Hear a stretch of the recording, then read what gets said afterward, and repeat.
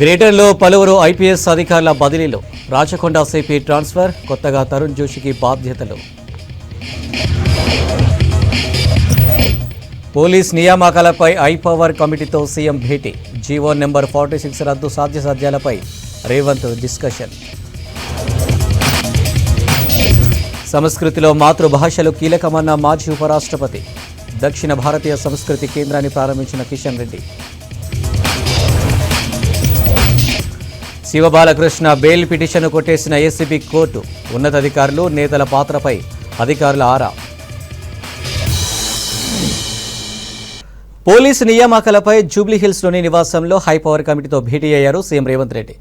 Police jobs రిక్రూట్మెంట్లలో GO number 46ను రద్దు సాధ్యాసాధ్యాలపై చర్చ జరుగుతుంది. త్వరలో మరికొన్ని ఉద్యోగాలకు నియామక పత్రాలు జారీ చేయనుండడంతో తీసుకోవాల్సిన అంశాలపై డిస్కషన్ చేస్తున్నారు. దీనిపై ఎలా ముందుకు వెళ్లాలన్న అంశంపై అడ్వకేట్ జనరల్ను సలహా కోరినట్లు తెలుస్తుంది. కార్యక్రమంలో మంత్రి శ్రీధర్ బాబు, అడ్వకేట్ జనరల్ సుదర్శన్ రెడ్డి, ఉన్నతాధికారులు పాల్గొన్నారు. మాదాపూర్ శిల్ప కళావేదికలో దక్షిణ భారతీయ సంస్కృతి కేంద్రాన్ని మాజీ ఉపరాష్ట్రపతి వెంకయ్యనాయుడుతో కలిసి ప్రారంభించారు కేంద్ర మంత్రి కిషన్ రెడ్డి. తెలుగు రాష్ట్రాల నుంచి పద్మశ్రీ అవార్డుల గ్రహీతలను సన్మానించారు. ప్రధాని మోదీ ఆదేశాలతో కళాకారుల అభ్యున్నతికి కృషి చేస్తున్నామన్నారు. హైదరాబాద్లో సంగీత్ నాటక అకాడమీ ఏర్పాటు చేయడం సంతోషకరమన్నారు మాజీ ఉపరాష్ట్రపతి వెంకయ్యనాయుడు. సంస్కృతిలో మాతృభాష ఎంతో ముఖ్యమన్నారు. కార్యక్రమంలో ప్రముఖులు, నేతలు, అధికారులు పాల్గొన్నారు.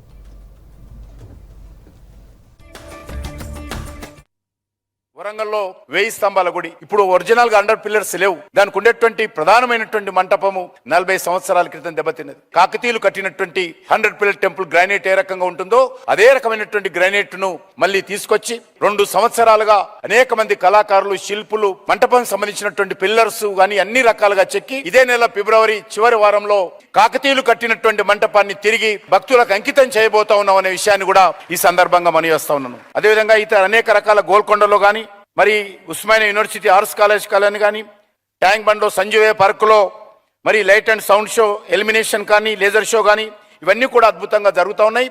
త్వరలోనే మరి గోల్కొండ కోట లైట్ అండ్ సౌండ్ షో ప్రారంభించుకున్నాము, ఆర్ట్స్ కాలేజీ ప్రారంభించుకున్నాము. సంజీవే పార్కులో కూడా త్వరలోనే మరి లైట్ అండ్ సౌండ్ షో, అద్భుతమైనటువంటి లైట్ అండ్ సౌండ్ షో ఈ మంత్ ఎండింగ్లో మరి హైదరాబాద్లో ఉన్నటువంటి ప్రజలకు డెడికేట్ చేయబోతా ఉన్నాము. అది కూడా ప్రధానమంత్రి గారి ఆదేశాలతో చేస్తా ఉన్నామన్న విషయాన్ని మనవి చేస్తా ఉన్నాను. అంతేకాకుండా హైదరాబాద్లో ఉన్నటువంటి సాలార్జంగ్ మ్యూజియంలో దేశంలో మొట్టమొదటి ఎపిగ్రఫీ మ్యూజియాన్ని కూడా మనం ఈరోజు ప్రారంభించుకున్నామనే విషయాన్ని కూడా ఈ సందర్భంగా మనవి చేస్తూ, మరి ఈరోజు ఖచ్చితంగా గిరిజనులకు సంబంధించినటువంటి ట్రైబల్ మ్యూజియం కూడా ఈ నెల 14వ తేదీన హైదరాబాద్లో భూమి పూజ చేయబోతున్నాము. రామ్జీ గోండు, కొమరం భీం ట్రైబల్ మ్యూజియం కూడా రాబోతుందనే విషయాన్ని కూడా ఈ సందర్భంగా మనం చేస్తా ఉన్నాను. మన నృత్య సంగీత కళారూపాలు పాశ్చాత్య కళారూపాల మాదిరి వినోదానికి పరిమితం కావు. మన కళారూపాల్లో ఆధ్యాత్మికత, తాత్వికత, జీవన విధానం అంతర్యంగా ఇమిడి ఉన్నాయి. సంస్కృతి అంటేది మన జీవన విధానం, మతం కాదు. సర్వత్రా స్వార్థం, హింస పెచ్చు పెరుగుతున్నట్టుకి ఈ తరుణంలో భారతీయ వసుదైక కుటుంబం స్ఫూర్తిని, ఆ మంత్రాన్ని ప్రపంచవ్యాప్తంగా బోధించాల్సిన అవసరం మళ్ళా తిరిగి ఉంది.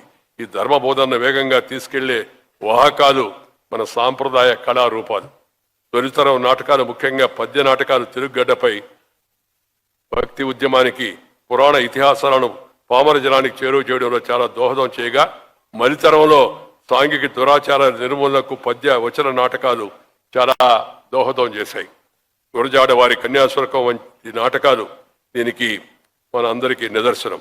పరిమితమైన ఆహార్యంతో ఆడుతూ పాడుతూ ఆశయోక్తులు పలుకుతూ జనసామాన్యానికి చేరువుగా వెళ్ళిన కళారూపాల్లో ముఖ్యమైనవి హరికథ, బుర్రకథలు.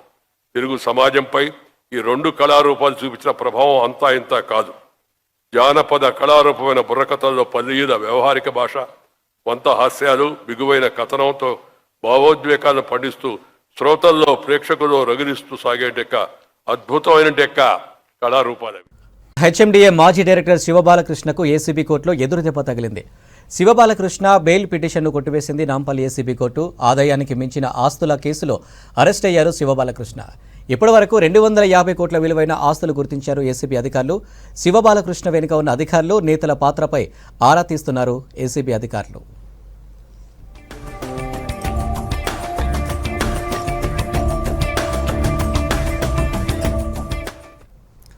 ప్రమాదం జరిగినప్పుడు వీడియోలు తీసి రీల్స్ చేసే బదులు సాయం చేస్తే ప్రాణాలు కాపాడిన వారు అవుతారన్నారు సినీ హీరో సాయి ధరమ్ తేజ్. వాహనదారులందరూ ట్రాఫిక్ రూల్స్ను పాటించారన్నారు. రూల్స్ పాటిస్తూ డ్రైవింగ్ చేస్తే ఆనందంగా ఇంటికి వెళ్ళొచ్చన్నారు. లేకపోతే ప్రమాదాల బారిన పడే అవకాశం ఉందన్నారు. బంజారాహిల్స్ సుల్తాన్ హుల్ కాలేజ్లో జరిగిన ట్రాఫిక్ రూల్స్ అవగాహన కార్యక్రమంలో పాల్గొన్నారు.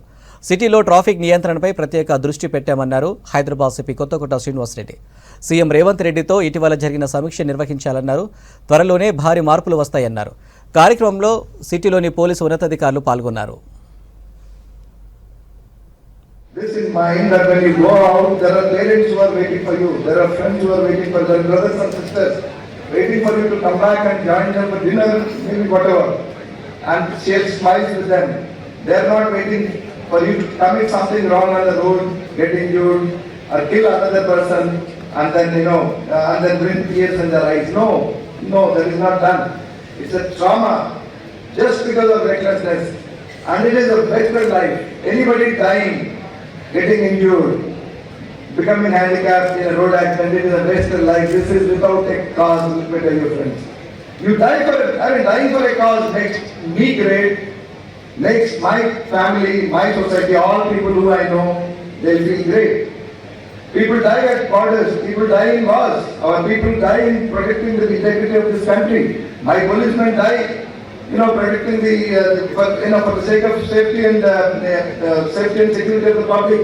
But that is something for a cause. Golden hour is nothing but the person who saved me in the right moment.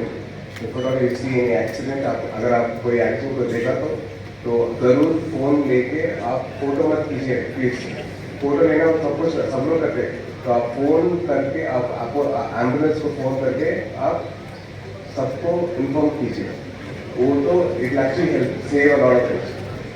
मेरे ऊपर जो भी साइड अब्दुल फरहान जो मुझे please nominate one person out of your group to drive you around or to make sure that you guys have him take you around and drop you back home safely.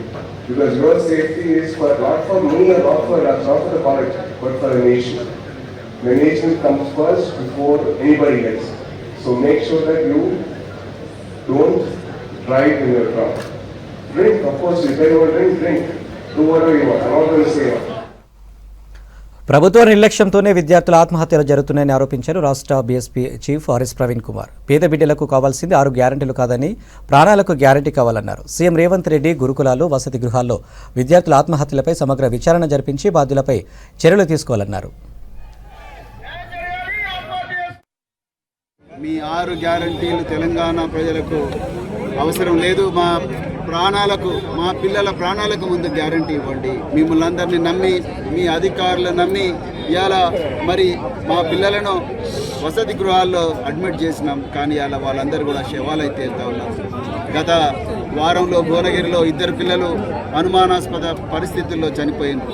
దాని మీద ఇంతవరకు ఎలాంటి action లేదు. ఆ తడి ఆరకముందే నిన్న సూర్యాపేట, ఇమాంపేటలో ఇంకొక అమ్మాయి మరి చనిపోయింది. ఒక 2 రోజుల క్రితం నారాయణ హాస్టళ్లలో ఇంకొక విద్యార్థి మానసిక ఒత్తిడితోనే చనిపోయాడు. ఇట్లా తెలంగాణలో వరుస మరి మరణాలు జరుగుతూ ఉన్నాయి విద్యార్థులవి. 2022 సంవత్సరంలోనే దేశంలో 10,295 మంది విద్యార్థులు ఆత్మహత్యలు చేసుకున్నారు. చాలా చాలా ఘోరమైన పరిస్థితి. మరి తెలంగాణలో కూడా అదే విధంగా వరుస మరణాలు విద్యార్థులవి జరుగుతూ ఉన్నాయి. నేను ప్రభుత్వాన్ని ఒకటే రిక్వెస్ట్ చేస్తున్నా, దయచేసి ఈ వసతి గృహాల్లో, అది ప్రభుత్వ వసతి గృహమైనా, ప్రైవేటు వసతి గృహమైనా, ప్రభుత్వ పాఠశాలైనా మరి ప్రైవేటు పాఠశాలైనా తప్పనిసరిగా కౌన్సిలర్లు, సైకాలజిస్టులను నియమించాల్సిందే. విద్యార్థులు తీవ్రమైన ఒత్తిడికి లోనవుతా ఉన్నారు. మళ్ళీ ప్రాణాలు పోయే పరిస్థితి వస్తుంది. మరి 5వ తరగతి నుండి 12వ తరగతి వరకు చాలామంది విద్యార్థులు, 50% విద్యార్థులు వాళ్ళే సూసైడ్ చేసుకుంటా ఉన్నారు. అందుకొరకే దయచేసి ముఖ్యమంత్రి గారికి మళ్ళొకసారి రిక్వెస్ట్ చేస్తున్నా, మీరు అర్జెంటుగా సైకాలజిస్టులను, కౌన్సిలర్లను నియమించండి. కామారెడ్డి మెడికల్ కాలేజ్లో జరిగిన ఘటనను కొంతమంది కావాలనే వైరల్ చేశారని ఆరోపించారు తెలంగాణ ప్రభుత్వ వైద్య సంఘం ప్రతినిధి డాక్టర్ బొంగు రమేష్. డాక్టర్లు వైద్యం మాత్రమే అందిస్తారని, ఎలుకలు, పిల్లుల వంటివి రాకుండా చూసుకోవాల్సింది హౌస్ కీపింగ్ వాళ్ళదన్నారు. మంత్రి దామోదర రాజనరసింహను కలిసి కామారెడ్డి ఘటనపై విచారించామని తెలిపారు. సస్పెన్షన్ ఎత్తేయాలని కోరామని, పూర్తిస్థాయి ఎంక్వైరీ తర్వాత ఎత్తేస్తామని మంత్రి హామీ ఇచ్చారన్నారు. ఈరోజు కామారెడ్డి ఇష్యూ ఏదైతే ఉన్నదో ఈరోజు వైరల్ చేయడం జరిగింది. కొంతమంది కుట్రపూరితంగా మరి ప్రీవియస్ గవర్నమెంట్లో ఉన్న వాళ్ళు ఎవరైతే ఉన్నారో వాళ్ళు ఈరోజు వైరల్ చేయడం జరిగింది. దాని విషయంలో మరి అక్కడ ఉన్నటువంటి కామారెడ్డి ఆసుపత్రి ఏదైతే ఉన్నదో అది మరి కన్స్ట్రక్షన్లో ఉన్నది. అక్కడ ఉన్నటువంటి ఫెసిలిటీస్ కానీ అవి కానీ ఏది మాత్రం లేవు. తర్వాత అక్కడ జరిగిన ఎలుకగా కరిచినటువంటి సంఘటనతోని డాక్టర్లను సస్పెండ్ చేయడం అనేది తప్పు అని చెప్పినాము.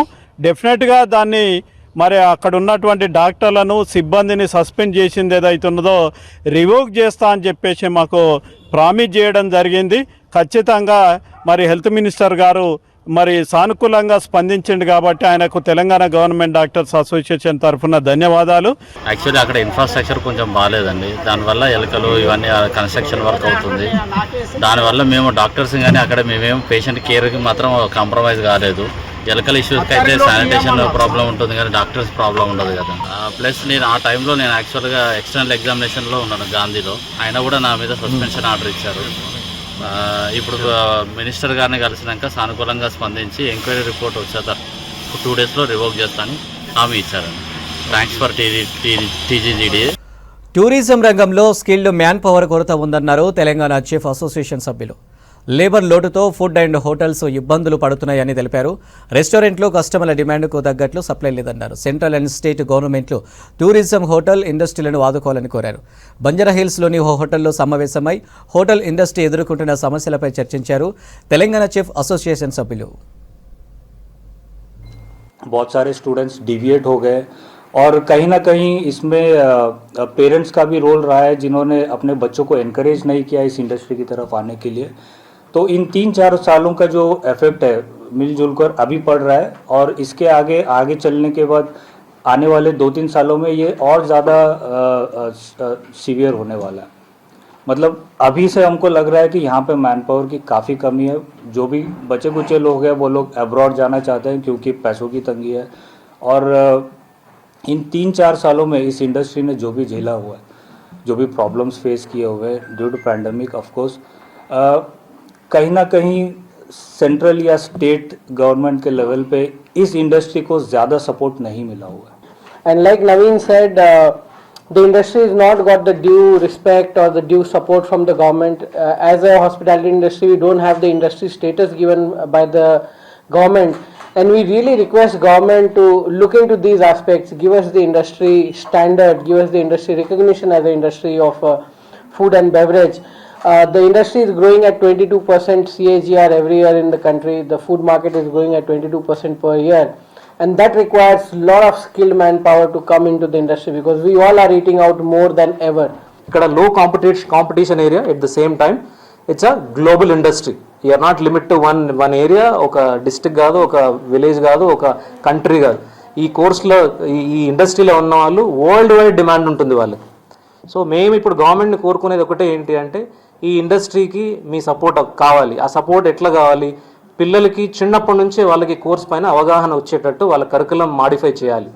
ఇంకొకటి ఏంటి అంటే కొన్ని స్టేట్స్ ఆల్రెడీ ఈ హాస్పిటాలిటీ ఇండస్ట్రీకి ఇండస్ట్రీ స్టేటస్ ఇచ్చాయి. కానీ మన తెలంగాణ కానీ ఆంధ్రాలో కానీ ఇప్పటివరకు ఇండస్ట్రీ స్టేటస్ అనే దాని గురించి మాట్లాడే వాళ్ళే లేరు. So we're the first people to fight for we wanted this industry to be declared as hospitality. పెండింగ్లో ఉన్న సాలరీలను వెంటనే విడుదల చేయాలంటూ ఆందోళన చేశారు మలక్పేట్ ప్రభుత్వ ఏరియా హాస్పిటల్లో పనిచేస్తున్న సిబ్బంది. పేషెంట్ కేర్, సెక్యూరిటీ గార్డులు, శానిటేషన్ కార్మికుల వేతనాలు ఇవ్వాలంటూ ఆసుపత్రి ముందు ధర్నా చేశారు. 4 నెలలుగా జీతాలు రాకపోవడంతో ఇల్లు గడవడం కష్టంగా మారిందని ఆవేదన వ్యక్తం చేశారు. అధికారులకు ఎన్నిసార్లు చెప్పినా పట్టించుకోవడం లేదని ఆగ్రహం వ్యక్తం చేశారు. ఏఐటీసీ అనుబంధ సంఘం మెడికల్ ఎంప్లాయీస్ వర్కర్స్ యూనియన్ ఆధ్వర్యంలో జరిగిన నిరసన కార్యక్రమం సాలరీలు వచ్చే వరకు విధులకు హాజరు కాబోమని హెచ్చరించారు కార్మికులు. మాకు 4 నెలల నుంచి మాకు జీతాలు సరిగ్గా అసలు మలక్పేట ఏరియా హాస్పిటల్లో మాకు పిల్లలకి ఇబ్బంది అవుతుంది, ఇంటి కిరాయిలకు ఇబ్బంది అవుతుంది. 3 నెలల నుంచి అసలు జీతాలు లేవు. మాకు ఎవరు పట్టించుకునేటోళ్ళు కూడా లేరు. మాకు ఇక్కడ అసలు ఎవరు పట్టించుకుంటలేరు. మాకు 3-4 నెలల నుంచి మాకు జీతాలు లేవు. చాలా ఇబ్బంది అవుతుంది మాకు అందరం. చిన్న చిన్న పిల్లల్ని అందరూ వదిలేసి వచ్చి మేము పని చేసుకుంటూ అసలు ఎవరు సార్లు అసలు ఎవరు పని చేయించుకుంటారు కానీ అసలు జీతం విషయంకి వస్తే ఎవరు మాట్లాడతలేరు. పొద్దున 7 గంటలకు వచ్చి మేము 3 గంటల వరకు ఉండిపోతాము. ఇక్కడ ఇంతగానం పని చేస్తున్నాము, మాకు ఎవ్వరు అసలు పట్టించుకునేటోళ్ళు లేరు. మేము అందుకే కూర్చున్నాము. మాకు జీతం వేస్తేనే కనీసం ఒక 2 నెలల జీతం అన్న వేస్తేనే మేము డ్యూటీకి ఎక్కుతామని అందరం నిరాహార దీక్ష నిరసన చేస్తున్నాం. ఇక్కడ జీతం అడిగితే 40 మంది దాకా జీతం అడిగితే ఇంటికి తీసేస్తాము, ఇంటికి పోరి అని అంటున్నారు. మాకు జీతాలు లేక చాలా ఇబ్బంది అవుతుంది. జీతం 2 నెలల జీతం వేయాలని మేము కోరుకుంటున్నాం. మాకు 4వ నెల జీతం మాకు 3 నెలలు కంప్లీట్ రావాలి. మాకు ఈ నెల అంటే నెల కంప్లీట్ కాలేదు. మాకు ఇంట్లో చాలా కష్టం అవుతుంది సార్. ఒక నెల వెళ్ళనికనే ఫీజులు ఎట్లా కట్టుకోవాలి, రెంట్ ఎట్లా కట్టుకోవాలి, మేము ఎట్లా రావాలి ఏమంటే బస్ ఇప్పుడు కొంచెం ఫ్రీ ఉన్నందుకు డ్యూటీకి రాగలుగుతాం. ఇంత కూడా లేకుంటే మేము రాలేకపోతున్నాం. సీఎం రేవంత్ రెడ్డిపై చెన్నూరు మాజీ ఎమ్మెల్యే బాల్క సుమన్ చేసిన అనుచిత వ్యాఖ్యలపై బహిరంగ క్షమాపణలు చెప్పాలన్నారు కాంగ్రెస్ పార్టీ సీనియర్ నేతలు. కార్యకర్తల సమావేశంలో అహంకారంతో మాట్లాడిన సుమన్ను అరెస్టు చేయాలని డిమాండ్ చేశారు లక్ష్మీకాంత్ సునీల్. ముషిరాబాద్లో జరిగిన సమావేశంలో ఈ కామెంట్ చేశారు. బాల్క సుమన్ లాంటి వారికి శిక్షలు పడితేనే రాజకీయాల్లో మార్పు వస్తుందని తెలిపారు. బాల్క సుమన్ అనేటువంటి మాజీ ఎమ్మెల్యేగా చెప్పుకొని ముఖ్యమంత్రి రేవంత్ రెడ్డి గారి పైన అనుచిత వ్యాఖ్యలు చేసి కొన్ని చెప్పు తీసుకొని ఎంతో అత్యున్నతమైనటువంటి చేరు తెలంగాణ రాష్ట్రంలో ముఖ్యమంత్రి పదవి, దాన్ని కూడా ఆయన కాదనకుండా కేవలం కండకావరంతో బలుపెక్కి ముఖ్యమంత్రి గారిపై చెప్పులు ఇవ్వడం అనేది జరిగింది. అప్పటి నుంచి అజ్ఞాతంలోకి వెళ్ళిపోయిండు. ఖచ్చితంగా పోలీసులు అతను దొరకబట్టి మంచిర్యాలలో కేసులో బుక్ అయినటువంటి కేసు మీద దర్యాప్తు చేసి వెంటనే అతను అరెస్ట్ చేసి జైలుకు పంపించాలని కాంగ్రెస్ పార్టీ డిమాండ్ చేస్తుంది. ఖచ్చితంగా ఇది ఏ పార్టీ వారికి కూడా మంచిది కాదు. ఎవరైనా సరే చాలా జాగ్రత్తగా ఒళ్ళు దగ్గర పెట్టుకొని మంచి విఘ్నతతో విధేయతతో వినయంగా మాట్లాడడం మంచిది. ఖచ్చితంగా ఇది ఏ పార్టీ కూడా ఇట్లా మాట్లాడడం మంచిది కాదు. కనుక కేవలం ఇది బాల్క సుమన్ అరెస్ట్ చేసి అతనికి శిక్ష పడితే తప్ప ఈ తెలంగాణ రాష్ట్రంలో రాజకీయాల్లో మార్పు రాదని. వికారాబాద్ జిల్లా పరిగి మున్సిపల్ పరిధిలోని శ్రీ లక్ష్మీ వెంకటేశ్వర స్వామి ఆలయాన్ని ఆధీనంలోకి తీసుకున్నారు ఎండోమెంట్ అధికారులు. 3 ఎకరాల పరిధిలోని ఆలయానికి సంబంధించిన అన్ని వస్తువులు స్వాధీనం చేసుకున్నారు. దేవాలయాన్ని ఎండోమెంట్ ఆధీనంలోకి తీసుకోవడంపై స్థానిక బీఆర్ఎస్ నాయకులు అడ్డుకున్నారు. దీంతో ఏమైనా అభ్యంతరాలు ఉంటే వినతి పత్రం ఇవ్వాలని సూచించారు అధికారులు. తెలంగాణ ప్రభుత్వం దేవాదాయ ధర్మాదాయ శాఖ కమిషనర్ గారి ఆదేశం మేరకు ఈరోజు గ్రామానికి వచ్చేసి దేవస్థానం సందర్శించి రంగారెడ్డి జిల్లా సహాయ కమిషనర్ గారు మరియు ఇన్స్పెక్టర్ గారి పర్యవేక్షణలో గ్రామస్తుల సమక్షంలో ఈరోజు దేవాలయాన్ని దేవాదాయ ధర్మాదాయ శాఖ స్వాధీనపరుచుకున్నది. ఈ రోజు నుండి ఈ యొక్క దేవాలయం పూర్తి నిర్వహణ బాధ్యతలు దేవశాఖ ప్రత్యక్ష పర్యవేక్షణ నిర్వహించబడుతుంది. ఈ యొక్క దేవస్థానానికి సంబంధించిన ఈరోజు స్థిరచరాస్తులు ఏమున్నావో పూర్తిగా రాసుకోవడం జరిగింది. తదుపరి కార్యాచరణ నిమిత్తమై 1 వారం రోజుల తర్వాత గ్రామసభలో చర్చించి మాట్లాడి సవివరంగా చెప్పగలం. ఇక్కడ వెండి బంగారు వస్తువు పెద్దగా లేవండి, ఓన్లీ ఇత్తడి సామాగ్రి అవి మాత్రమే ఉన్నాయి. ఇక్కడ 3 ఎకరాల స్థలంలో దేవాలయం ఉన్నది. వచ్చేటువంటి రంగారెడ్డి జిల్లా అసిస్టెంట్ కమిషనర్ శేఖర్ గారు వచ్చారు, తర్వాత ఇన్స్పెక్టర్ మధుబాబు గారు, తర్వాత కొంతమంది దేవస్థాన ఉద్యోగస్తులు ఎగ్జిక్యూటివ్. హైదరాబాద్లోని ఓయూలో ఆందోళన చేశారు విద్యార్థులు. పరీక్షలను వాయిదా వేయాలని పరిపాలన భవనం ముందు ధర్నా చేశారు. పీజీ సిలబస్ పూర్తి కాకముందే పరీక్షలు నిర్వహిస్తున్నారని ఆగ్రహం వ్యక్తం చేశారు. సిలబస్ పూర్తి చేశాకే నిర్వహించాలన్నారు. ప్రస్తుతం రిలీజ్ చేసిన ఎగ్జామ్ షెడ్యూల్ను రీషెడ్యూల్ చేయాలని డిమాండ్ చేశారు. ఈరోజు సరిగ్గా తరగతులు సిలబస్ పూర్తి కాకముందే ఇక వీసీ ఆదేశాలతోటి ప్రొఫెసర్లందరూ ఆగే మేఘాల మీద సిలబస్ కంప్లీట్ చేసి విద్యార్థులతోటి పీపీటీ ప్రజెంటేషన్ పేరు మీద సెమినార్ల పేరు మీద విద్యార్థులతో క్లాసులు చెప్పించి ఈరోజు సిలబస్ పూర్తి చేసి ఈరోజు పరీక్షలకు వెళ్ళడం అనేది చాలా సిగ్గుచేటు. తెలంగాణ యొక్క ఆత్మ గౌరవమైనట్టి సమ్మక్క సారకు యొక్క జాతర ఉంది. తెలంగాణ రాష్ట్ర ప్రభుత్వం ఏమో ఈ యొక్క జాతరని అంగరంగ వైభవంగా జరుపుతూ ఉంటే ఈరోజు ఉస్మానియా వీసీ మాత్రం ఆ యొక్క జాతర తేదీలలో విద్యార్థులను పరీక్షలు పెట్టి ఈరోజు జాతరకు దూరం చేస్తూ ఉన్నాడు. మేము ఒకటే డిమాండ్ చేస్తూ ఉన్నాం, వీసీ నువ్వు ఎప్పుడైతే వీసీకి అపాయింట్ అయినావో అపాయింట్ అయిన తేదీ నుండి విద్యార్థి వ్యతిరేక నిర్ణయాలు వేసుకుంటున్నావు. నీ యొక్క తప్పుడు ఆలోచనతోటి విద్యార్థులకు ఇబ్బంది గురి చేస్తా ఉన్నావు. మెయిన్ ఇష్యూ ఏంటి అంటే యూజీసీ గైడ్ లైన్స్ ప్రకారం 4 నెలల్లో చెప్పాలి. 4 నెలల్లో సిలబస్ కంప్లీట్ చేసిన తర్వాతనే ఎగ్జామ్స్ పెట్టాలి. కానీ ఇక్కడ 3 monthsలోనే కండక్ట్ చేస్తున్నారు. మాకు ప్రిపరేషన్ హాలిడేస్ లేకుండా డైరెక్ట్ ఎగ్జామ్స్ కండక్ట్ చేసుకుంటుంటే మాకు ఇక్కడ ఇబ్బంది అవుతుంది. అండ్ ఇంకొకటి ఏంటి అంటే ఎలక్షన్స్ ముందు సంక్రాంతి హాలిడేస్ తర్వాత మెస్ 2 months క్లోజ్ చేశారు మాకు. అండ్ మెస్ లేకుండా ఇక్కడ ఉండి ప్రిపరేషన్ లేదు మాకు. అండ్ క్లాసెస్ సరిగ్గా లేకుండా డైరెక్ట్ ఎగ్జామ్స్ పెడుతున్నారు. ప్రాక్టికల్ ఎగ్జామ్స్ అని మధ్యలో మెస్ క్లోజ్ చేసి సెమిస్టర్ హాలిడేస్ అని చెప్పేసి 15 days 10 daysని 2 months వరకు ఎక్స్టెండ్ చేసి హాలిడేస్ ఇచ్చేసారు. మాకు కరెక్ట్గా ప్రిపరేషన్ లేదు. రంగారెడ్డి జిల్లా శంకరపల్లి ఎక్స్ రోడ్ దగ్గర 64 kgల గంజాయిని పట్టుకున్నారు పోలీసులు. 4గురిని అరెస్టు చేశారు పోలీసులు. మరో 3 పరారీలో ఉన్నారు. 16 లక్షల విలువైన గంజాయి, 2 సెల్ ఫోన్స్ సీజ్ చేశారు రాజేంద్రనగర్ ఎస్ఓటీ చేవెళ్ల పోలీసులు. ఒడిశా నుంచి గంజాయి తెచ్చి హైదరాబాద్లో విక్రయాలు చేస్తున్నట్లు పోలీసులు గుర్తించారు.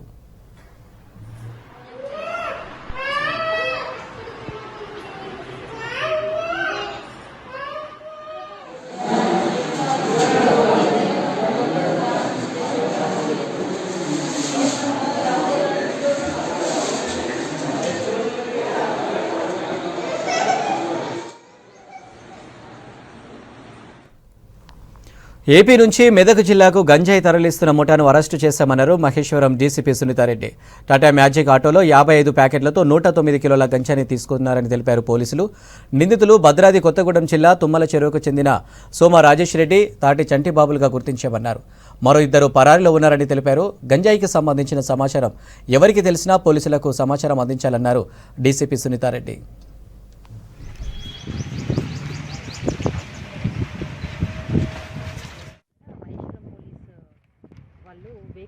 చేస్తున్నప్పుడు ఒక ఇన్ఫర్మేషన్ ప్రకారము ఒక టాటా మ్యాజిక్ వెహికల్ని మనము వెహికల్ చెకింగ్ చేస్తున్న క్రమంలో వాళ్ళు చాలా సస్పిషియస్గా కనిపించారు. ఆ ఆటోలో ఉన్నటువంటి 2 వ్యక్తుల పేర్లు సోమ రాజేష్, తర్వాత Chantibabu.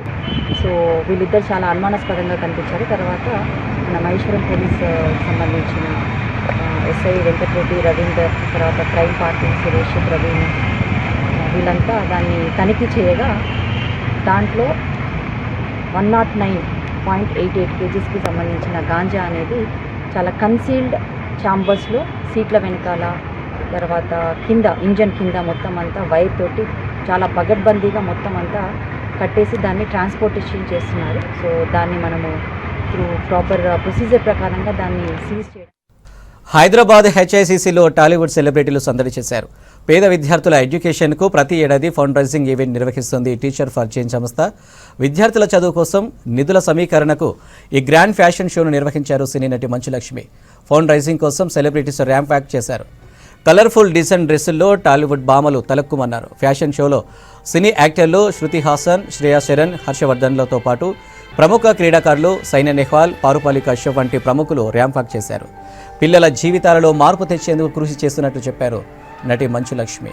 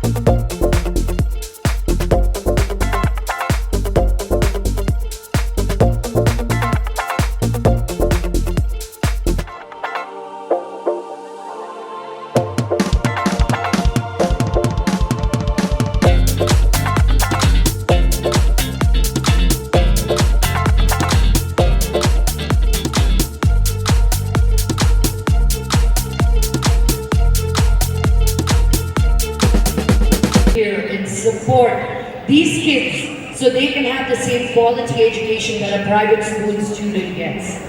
We are relentless. We are not here to stop.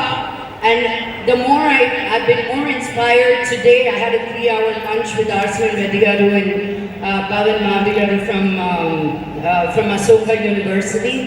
And I just got such a zeal. I said, okay, we do 10 schools, we do 12 schools. No, now I want to go all over India, make sure every single child in a government school gets the same education that my daughter gets. And so there is equality in everything that we do. And India is a powerhouse, and through education is the only way that we can achieve that freedom. And we are all in this together, and each and every one of you here, it's because of you that we are able to do. ఇవి హమారా Hyderabad updates. మరిన్ని updates కోసం చూస్తూనే ఉండండి V6 news.